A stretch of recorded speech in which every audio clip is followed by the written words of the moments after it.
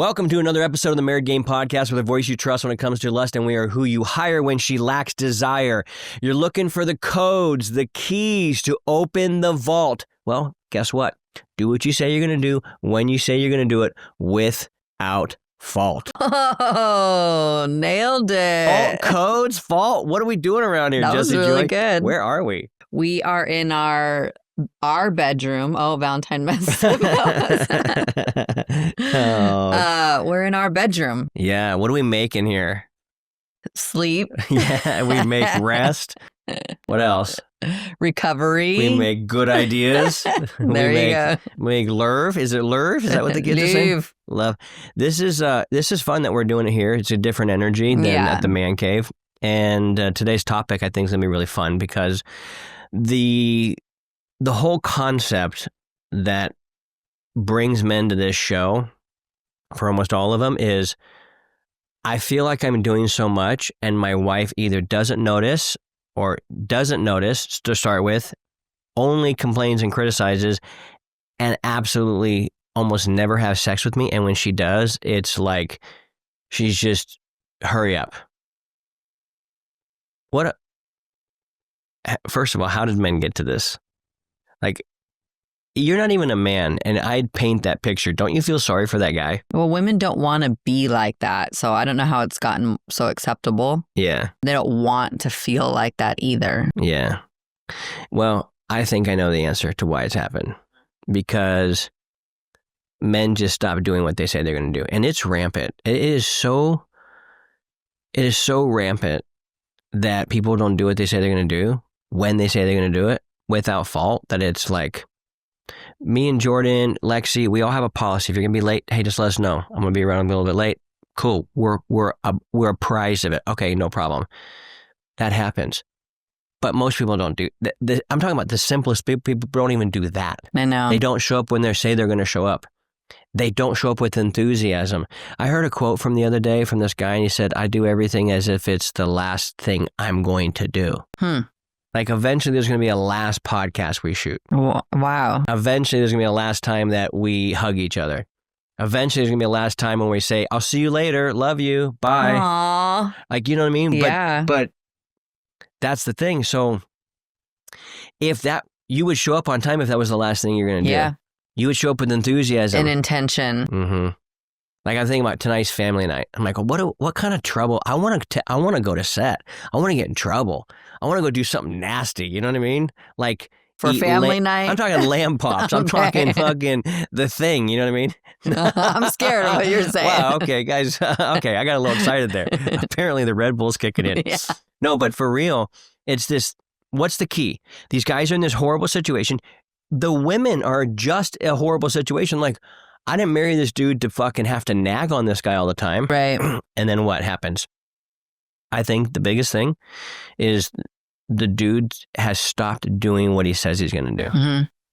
And everybody's like, not everybody, nobody says this. But when people do talk to us, sometimes they go, aren't you being a little oversimplistic? Well, I don't know. What drives people more crazy than anything else than saying they're going to do something and they don't do it? Yep. When did you start realizing you weren't doing that and wanted to start doing what you say you were going to do? Is there a moment? It was October 3rd. Oh my God, 2021. October 3rd? Yeah. What day is it? That's October hilarious. 3rd?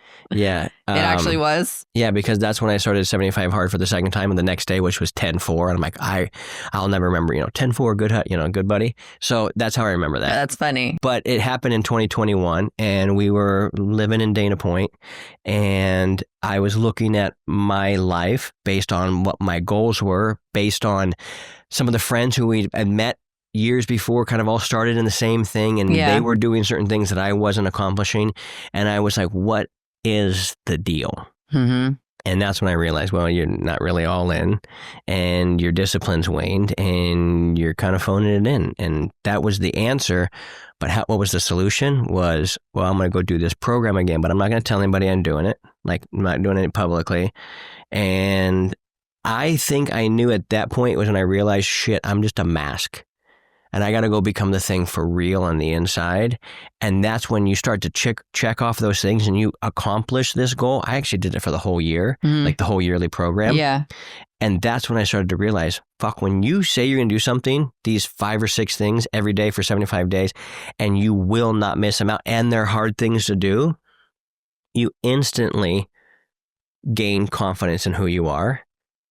Which is the big punchline. I don't even think we should do this just because it's right, even though I think you should do it because it's right.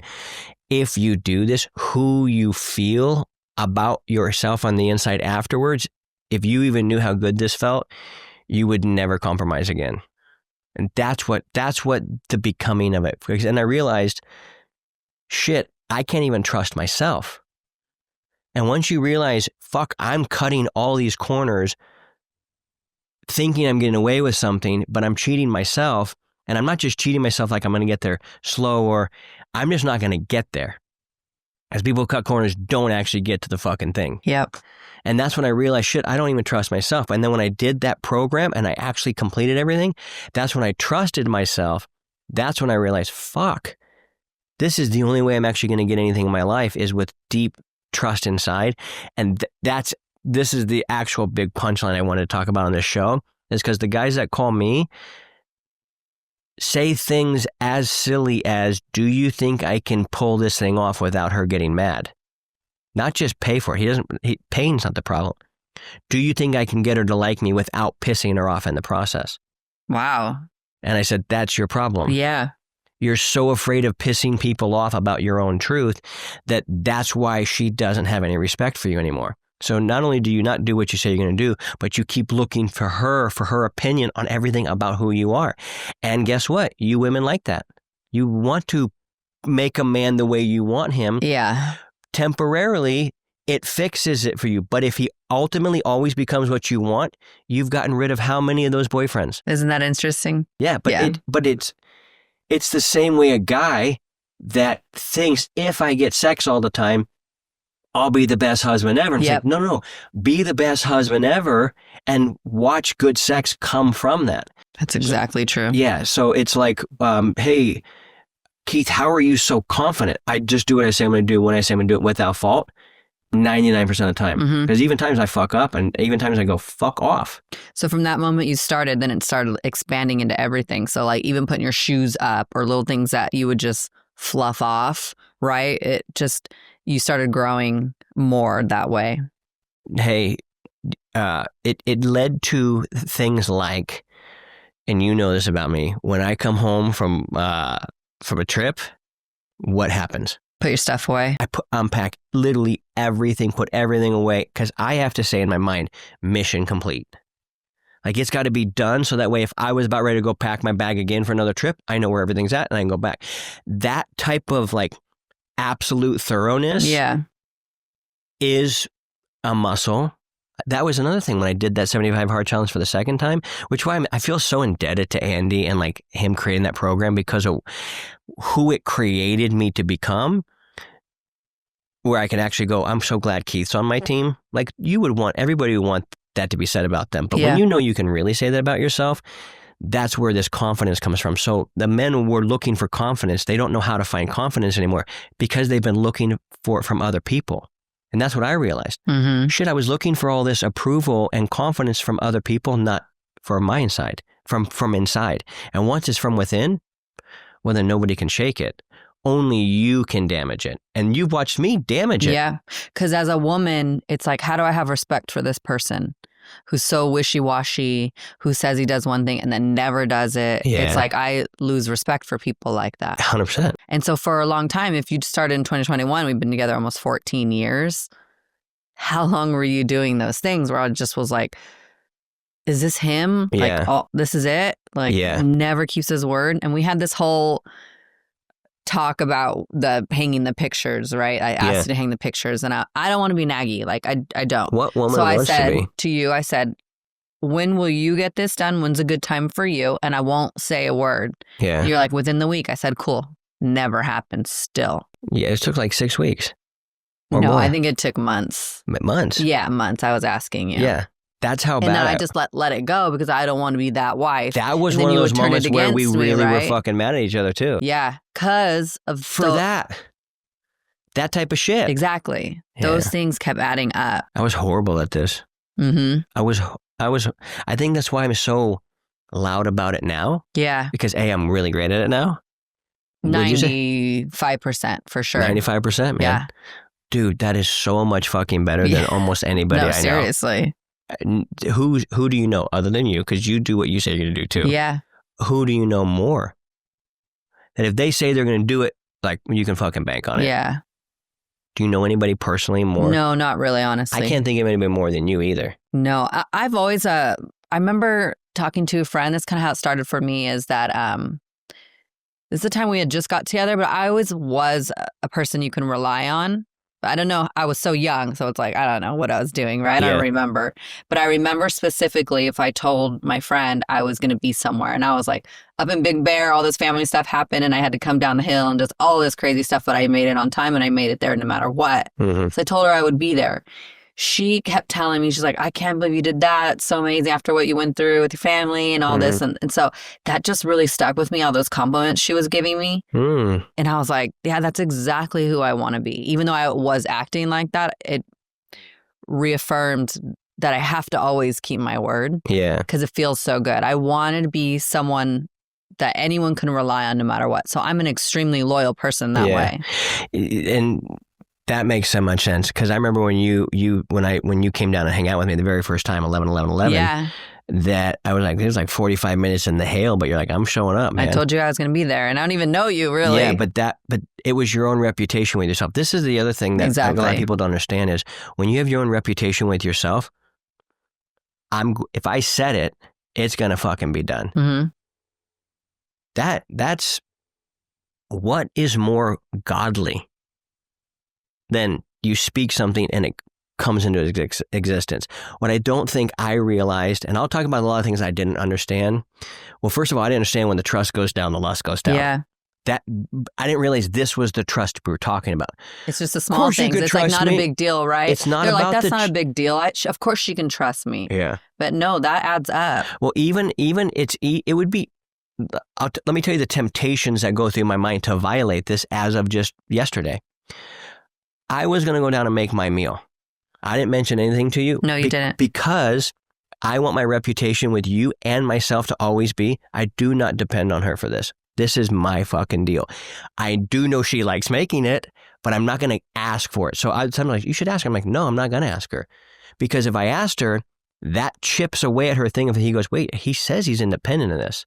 And he only likes it when I want to do it for him. But if I keep asking you, that's the back door of erosion of the trust. That's not doing what you say you're going to do. It's that fucking subtle. It really, really is, because you go in waves where I feel like you're asking me to do a lot of things like, oh, can you get my shirt? Oh, wait, I'm late. Can you grab it? You know? Yeah. And that's just like, shit show energy. And I don't say anything because we're all in seasons or the day or whatever you got going on. But if it was every day, you'd be fucking Well, sometimes tired it's daily and then you stop. So I guess last night you caught yourself where you're like, I'm not going to ask her, but then I asked you, so it's fine.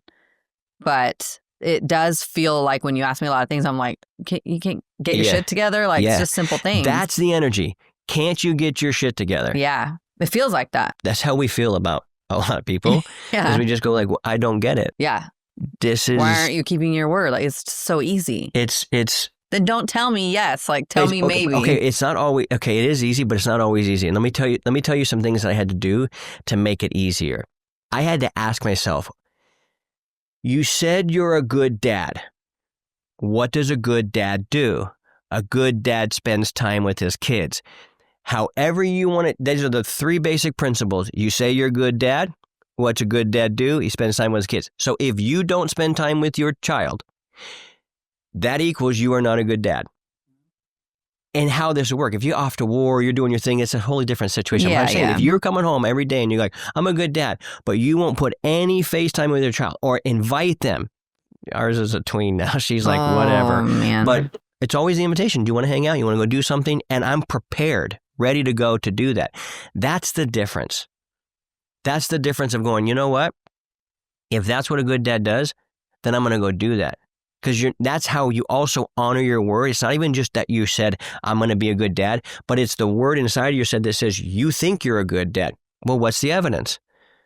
You called me lazy the other day. It was for just jokingly around, right? And a while ago, yeah, but yeah. Other day, meaning 2-3 months ago, whatever it was. Exactly. And it triggered me. It did. If it wasn't a thing, then it's not a thing. But apparently it was a thing. So I had to go work out, well, what is this? Well, you're saying one thing, but you're actually doing another. Yeah. Oh, fuck. I am lazy. Also hardworking, but now I'm both. Yeah. I'll go, shit. But here's where it showed up. If you can't take an honest, critical look at this, I think comedy really helped me with this, Jess. Why? Well, if you don't get a laughs, you suck. The fruit, right? You're either getting laughs or you're not. Yeah.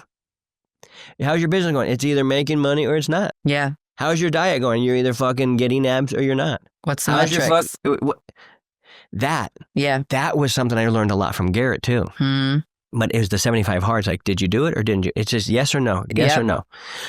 That builds in your brain. Another way it builds is if you owe somebody money and it pains you to pay it to them, you pay it to him. Mm-hmm. We have a guy that used to work for us. I told him I'd give him monthly payments. He just pissed me off. And he pissed me off about some things, and it actually made me lose money.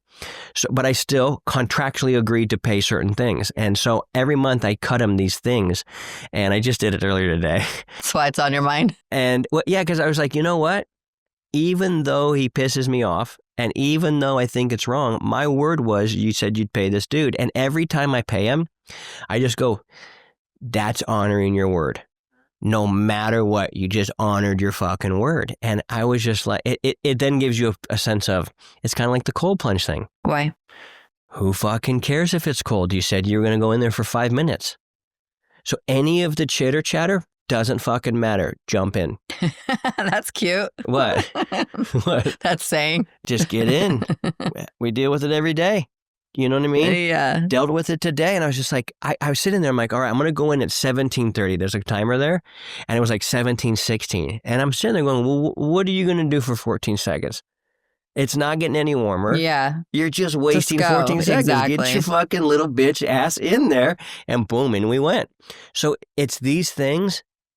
That's another way of building. Because ultimately we go, do what you're saying to do when you're saying to do it without fault. Mm-hmm.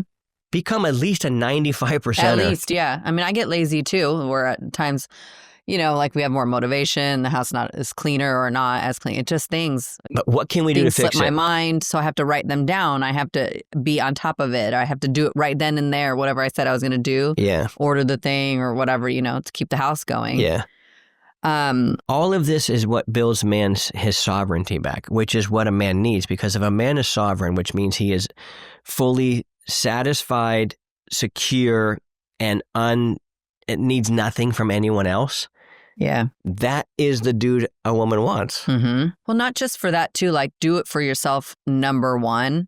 Also, your wife will really benefit, but your kids also see you doing that. Yeah. Like Jovi was raised with mostly you doing what you say you're going to do, right? That's what she knows. Yeah. She sees me doing, if I tell her something, I do it with her. So when she has friends or that are late and that they say they're going to come over and they don't, they say, well, let's just push off, or they don't even call or whatever the thing. She goes, why do people do that? Yeah. Like it doesn't even make sense to her. Yeah. She's like, why would they tell me they're going to do it and then they don't do it? Yeah. Which shouldn't it be like that anyways?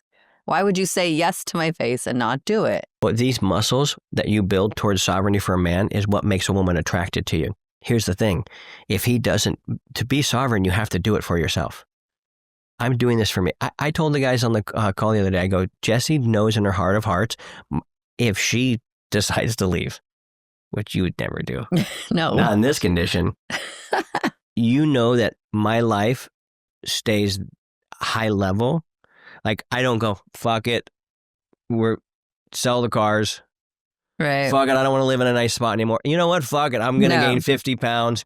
No. No, actually, you'll probably lose weight, the divorce stuff. But that is sovereignty. Yeah. That's my standard. Nobody told me I had to do that. That's for me. If a man doesn't get to that spot, he's not going to truly attract her. You know how you said you started in 2021, but when I left you, I think I started seeing it then. That's why I said when you started doing things for yourself. Yeah. That's when I was like, dang, that's what I wanted. Yeah. Yeah. That's rule number 2. Become the most attractive version of you for you. Yeah. But that's become attractive for you. That's a motivation. Yeah. What the fuck is the metric? The metric was like, do what you say you're going to do when you say you're going to do it without fault. And don't do this, because this is when I broke up with you, started doing the things for you. And that's why I came back, right? And then you kind of like, not you now, you have learned, like you said, it took you all the way to 2021, but you would put your foot on the gas of doing it and then like, back up and then put your foot on the, and that was your pattern. So if they can, whoever who's listening to this, put a metrics to like, what's the fruit? Yeah. Then you won't fall off that hard. And it took you that long to really be like, I'm not taking my foot off the gas. I mean, you'll loosen it a little, but you don't take it off the gas anymore. Yeah. I realize why. Usually if that's a pattern, which it is for a lot of guys, especially guys my age, it's because we grew up in a culture of you want to look good.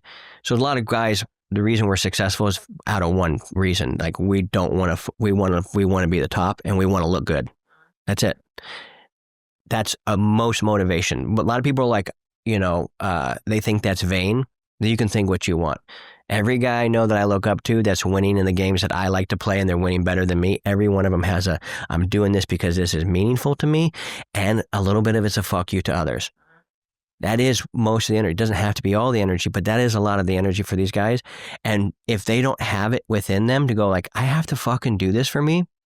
Our generation grew up doing things to get accepted by other people. That's the culture.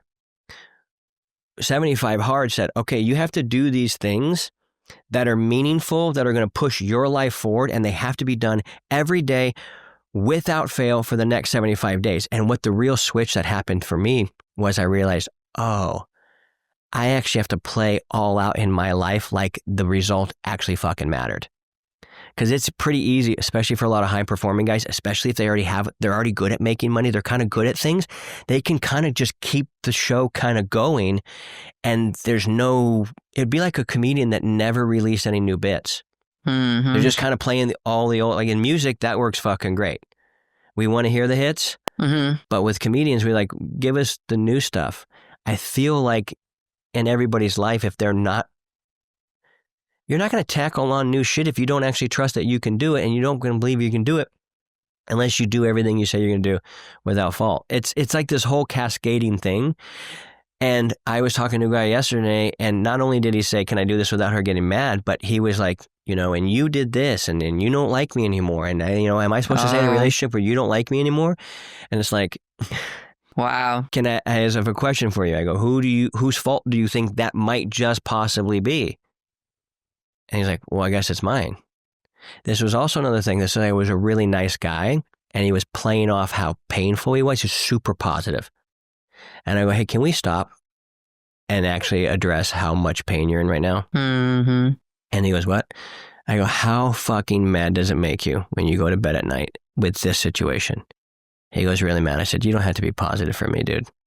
Nice. I want you to be real so we can actually positively affect you. Yeah. But most men, he feel like him, and I really feel for these guys because they don't know how to express it. How are they supposed to be mad at their wife? They don't even know that it's them. Mm-hmm. So they also don't want to keep the argument going because they're not going to get what they want out of the relationship, no. Right?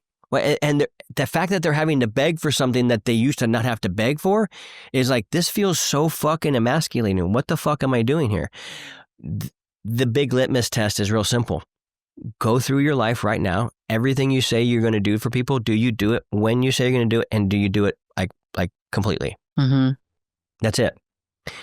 Isn't that the basics? It is so basic, but if they wanted to change a relationship or even just start somewhere, start there. You and I were talking about the other day when we were talking about like, this is the foundation stone. Yeah. If you fuck this thing up, and here's why it's so powerful, is guys like me who can kind of be a dickhead sometimes still are very, very attractive to women because this piece is in place. And this is why status symbols work. Okay? Why does he have an expensive car? He must know something about money. He must do what he says he's going to do. That motherfucker's got a great body that instantly signals what? this guy does what he says he's going to do. It is the instant signal that this motherfucker does what he says he's going to do, which means you can trust that if he gives you his word to do something, you can lean into that. Yep. Which is when what comes out? All that femininity.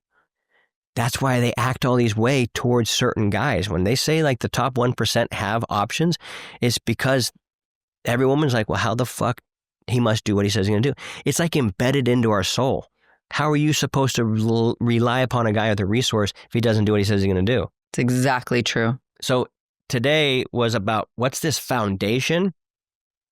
How do you fix it? If you owe anybody money, go fucking pay them. That was a big one for me when I paid that guy $50,000. Yep. After 14 years, paid it off. What did that allow me to do? Believe I'm a guy who does what I says I'm going to do. Fuck, you know how powerful that is? God, if you could trade $50,000 bills for that shot of confidence, guys would be buying it all day long.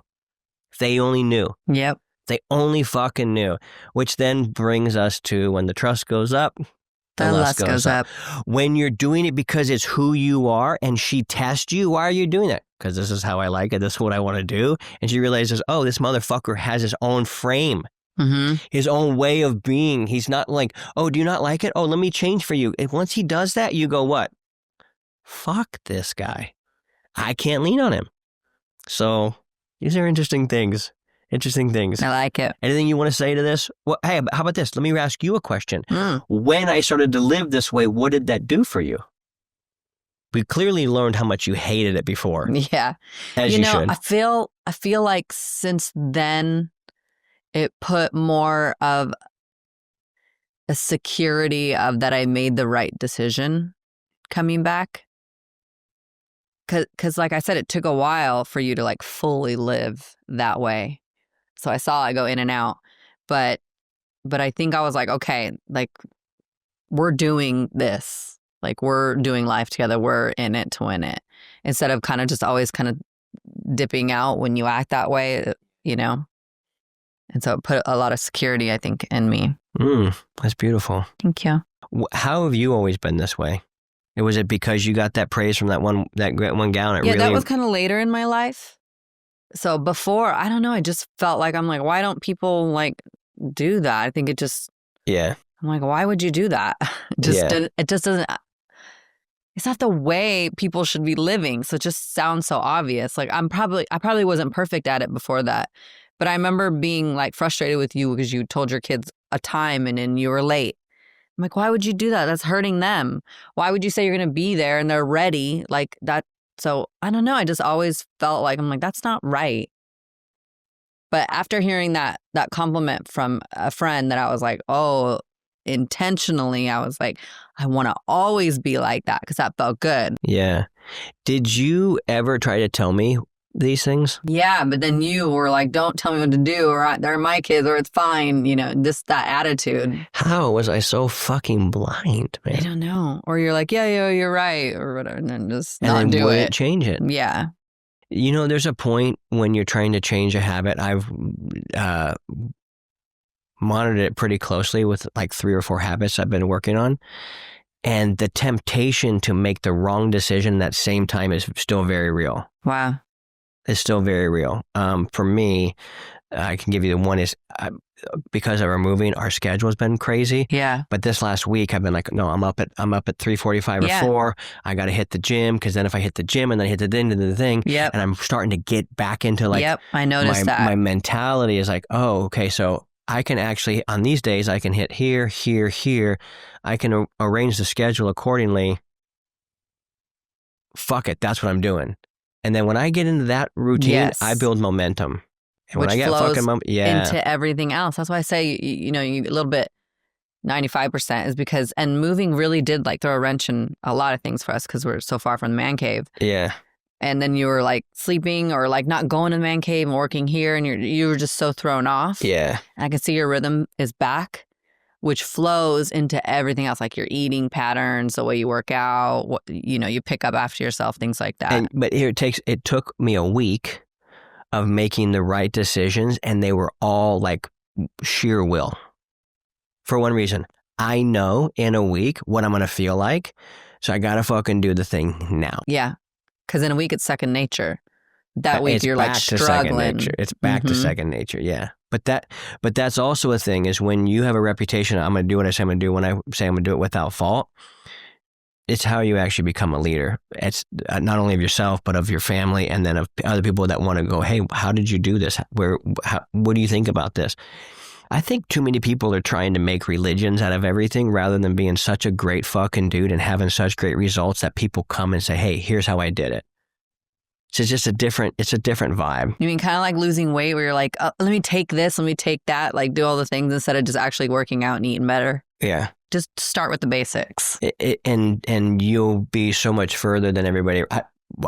This desire to shortcut shit, it is the problem in every area.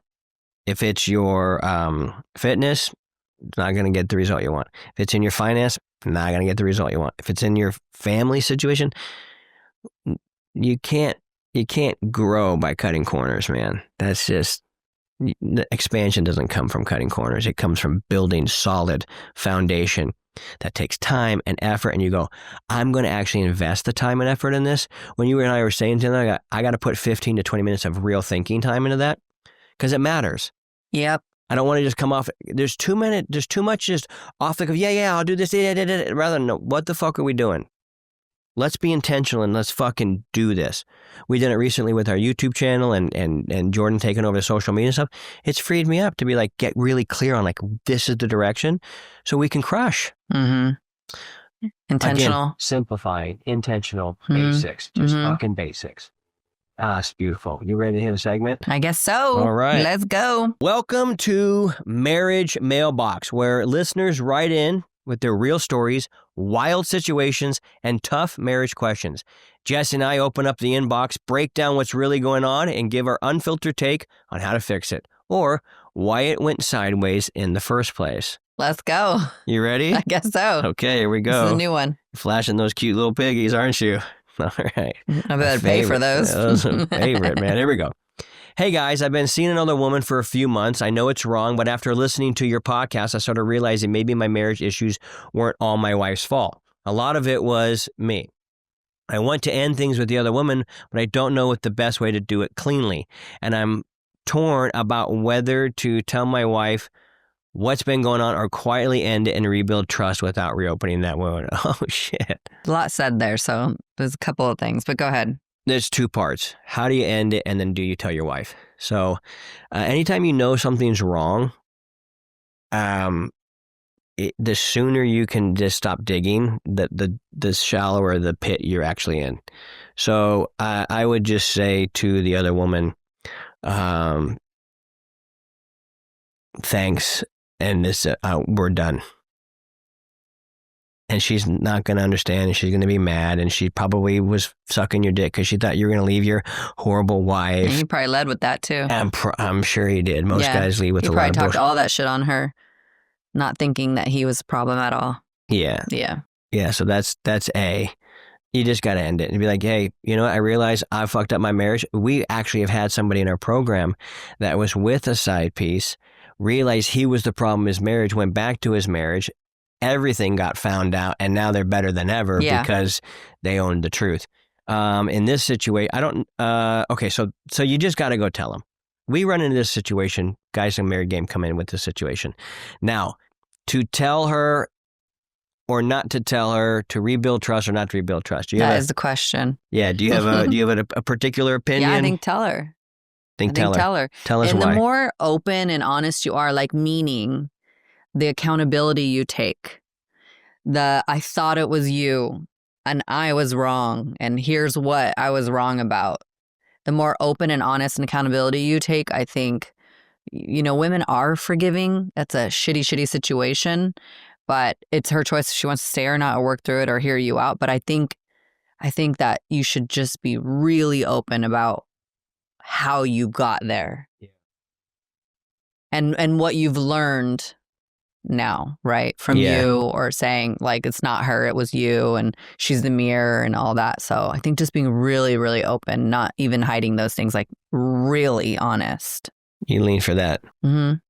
I also lean that direction. The hesitancy you're hearing in my voice is I remember Esther Perel was talking about, sometimes if you have fantasies or things you want to do, if there's permission to do them, don't share them. I don't know if it's the exact same situation here, but she mentioned a situation like this. I think she was just like, if it's not going to break their heart, just like, I think, I don't want to say what she said. I don't fucking remember what she said, but I remember her stating a context where I was like, you know what, she might be right about that. Like what you're saying is like, if you don't share what you've done, like you messed up, so you got to live with it. Don't mess me up. That was kind of like that was kind of the mentality. Yeah. And everybody is different. Well, I don't think anybody's going to agree on the right answer. Exactly. I think there's going to be people that think they have the right answer, and anybody has for them. Yeah. Yeah. And some women would be like, I'd rather have not known. Yeah. So that is a real scenario. And it's just, I don't know. Here's what I would lean towards most of the time. Yeah. Just a couple people with an opinion with a podcast. That's all we are. I know. So here's just some regular old Joes, aren't we? Just fucking people talking about this. Here's what I would say. That guy is going to live with the weight of that lie for a very long time. There's a song, I can't remember, it's called by the Abbott Brothers. It's called The Weight of Lies. I wish I could sing it. I can't remember the words. If I remember the words, I would give you guys the best tune ever. Well. The weight of lies. All right. The weight of lies will tear you down. They'll follow you from town to town. Basically, it's like wherever you go, there you are. Yeah. And I, as a man, I have no lies. That feels so good. Yeah. See, but I see what she was saying by like, you live with it. Yeah. Like you've done it. And that was her point. It's like, you're going to go alleviate your conscience that you fucked up and you're going to go put it on this person. Yeah. Agree or disagree. I don't know. Context. Let's say everything's contextual. But the main thing is, dude, there's a piece of me that says, you know what? If this lady is going to tell you, here's what I wouldn't be able to handle. If I heard you tell somebody, and my man's loyal, and you're putting your reputation on our relationship, and I know in the background I did something to fucking compromise that, that's what I couldn't live with. Because I'm now having you go put yourself out on a branch that you think is strong, and I know is not. That, to me, is a situation where I would feel like a piece of shit. And what if, too, that the wife finds out from somebody else? That's horrible. Yeah. Like no one wants to hear it from somebody else. Then everybody knows, the town knows, and you didn't tell me, right? Yeah. So it's... And she's going to feel like whatever. She's going to feel like, how? I'm the last one on this joke? Like, how horrible does that fucking feel? Yeah. So that's that. Who knows? Another situation is, or should I just rebuild trust without opening the wound? That's just an interesting phrase of terms because... How do you rebuild it if she doesn't know? It's not real trust at this point. Yeah. And you have to, if you say it, go, I fully expect you to not be able to trust me because I broke it. Right. Like I did that. Even if I tell you I'm not going to do that again, I already said that before and I fucking did it.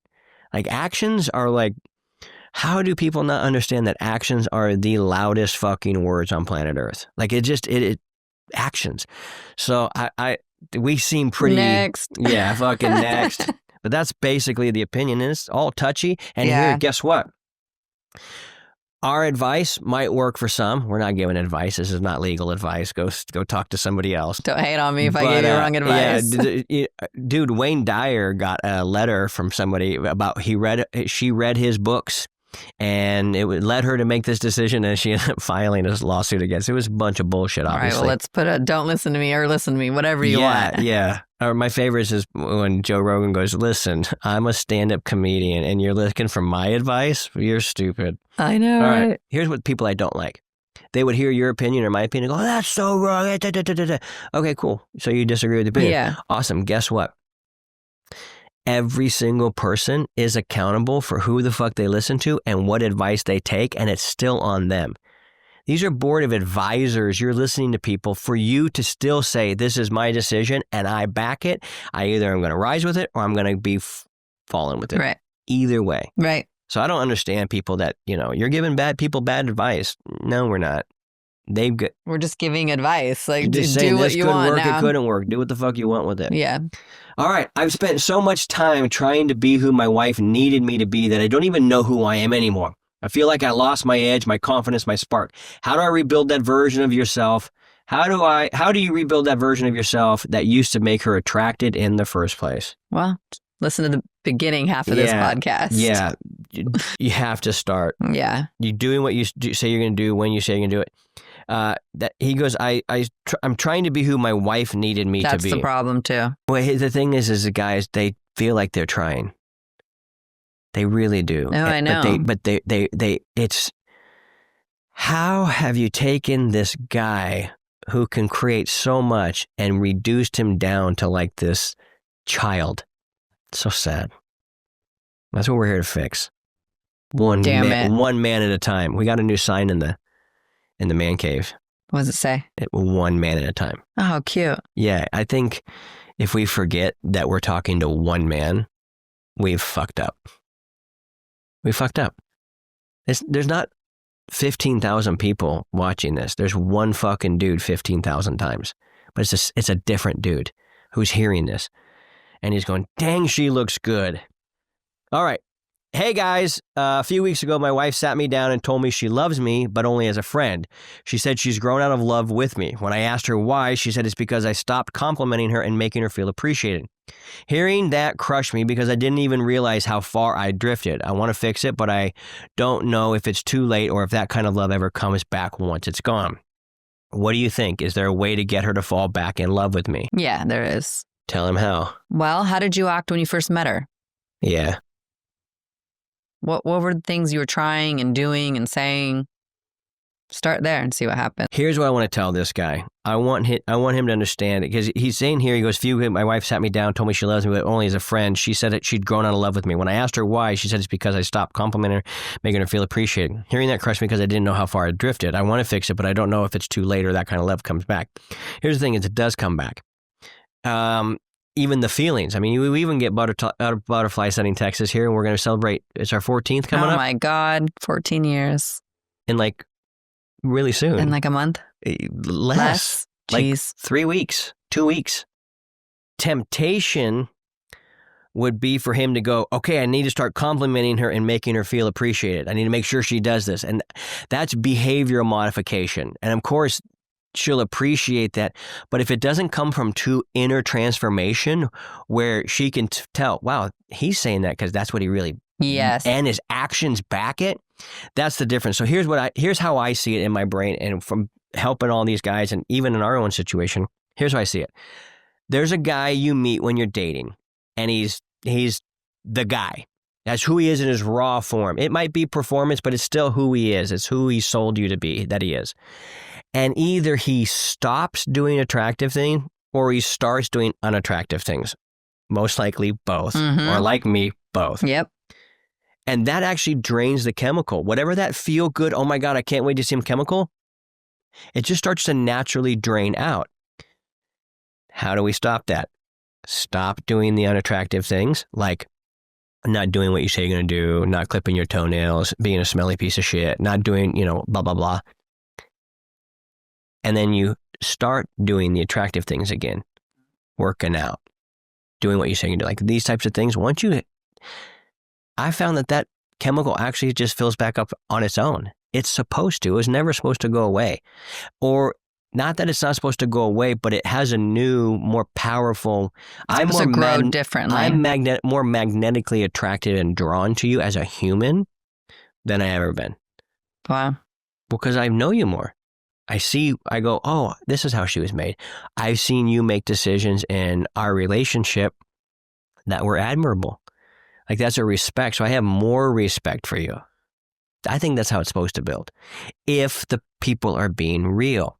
We live in a culture where everybody is wearing a mask and trying to pretend that they're things that they aren't.